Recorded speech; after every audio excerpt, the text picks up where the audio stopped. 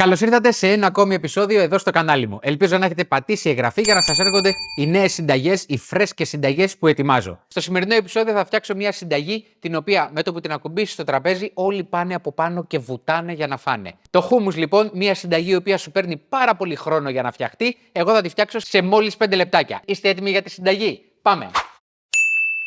Σε ένα μούλτι ή σε έναν επεξεργαστή τροφίμων έτσι μεγάλο, πάμε και προσθέτουμε το ταχίνι. Χυμό από ένα λεμόνι. Θα προσθέσω μία σκελίδα σκόρδο. Μπορείτε να βάλετε και περισσότερο αν θέλετε.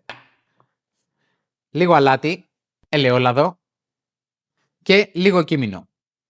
Θα δω μετά, μπορεί να βάλω κι άλλο. Πάμε να χτυπήσουμε έτσι λίγο να ανακατευτούν τα υλικά.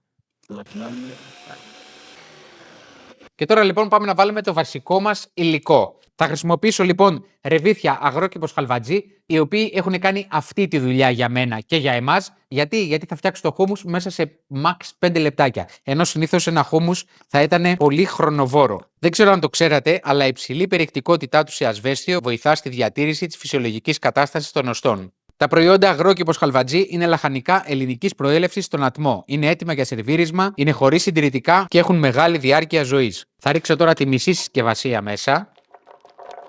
Τι ωραία που είναι έτοιμα. Τώρα λοιπόν θα προσθέσω λίγο νεράκι. Αυτό τώρα το πας με το μάτι μέχρι να πετύχεις την υφή που θέλεις.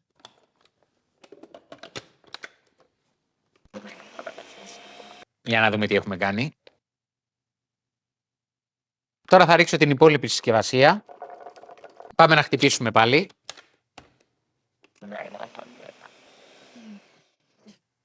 Έλα εδώ να δεις. Και ξέρεις, αυτή τη συνταγή πολλοί μπορεί να τη λατρεύουν, να λένε τώρα πού να κάτσω να μουλιάσω ρεβίθια, να τα βράσω, να κάνω όλη αυτή τη διαδικασία. Πίστεψέ με, σε 5 μόλις λεπτάκια βλέπεις ότι την έχεις έτοιμη. Και τώρα λοιπόν αρχίζουμε και διορθώνουμε. Θέλουμε περισσότερο κίμινο, θέλουμε λιγότερο λεμόνι, θέλουμε περισσότερο. Ό,τι και αν θέλεις λοιπόν τα βάζεις τώρα. Εγώ θα προσθέσω λίγο λεμόνι ακόμα. Καλά που δεν έχουν κουκούτσι αυτά τα λεμόνια. Και θα βάλω και ελάχιστο κίμινο. Πάμε να κάνουμε ένα τελευταίο χτύπημα. Θεωρώ ότι είμαστε όχι απλά έτοιμοι. Wow, δες εδώ. Σιγά μην μείνει όμως μόνο σε αυτό. Το αφήνω λίγο στην άκρη και θέλω να σας δείξω έναν ωραίο τρόπο σερβιρίσματος. Αγκουρί. Μισή πιπεριά. Λίγο φρέσκο κρεμμύδι.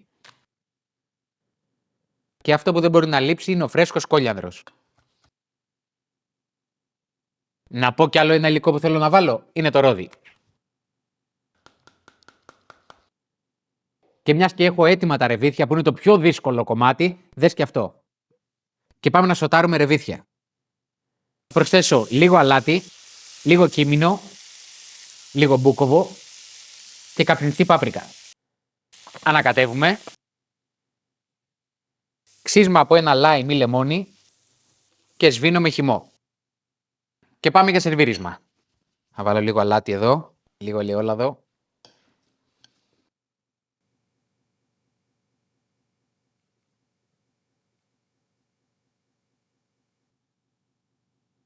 Και ήρθε η ώρα της δοκιμής. Ένας είναι ο τρόπος για να φας το χούμους με αραβική πίτα. Κάτσε να κόψω ένα κομμάτι έτσι ωραίο.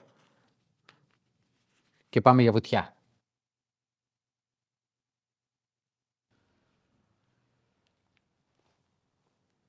Σε 5 λεπτά μπορεί να την έχεις και εσύ αυτή τη συνταγή και μην ξεχνάς πάντα εγγραφή εδώ πέρα στο κανάλι μου και τα λέμε στο επόμενο επεισόδιο. Γεια σας!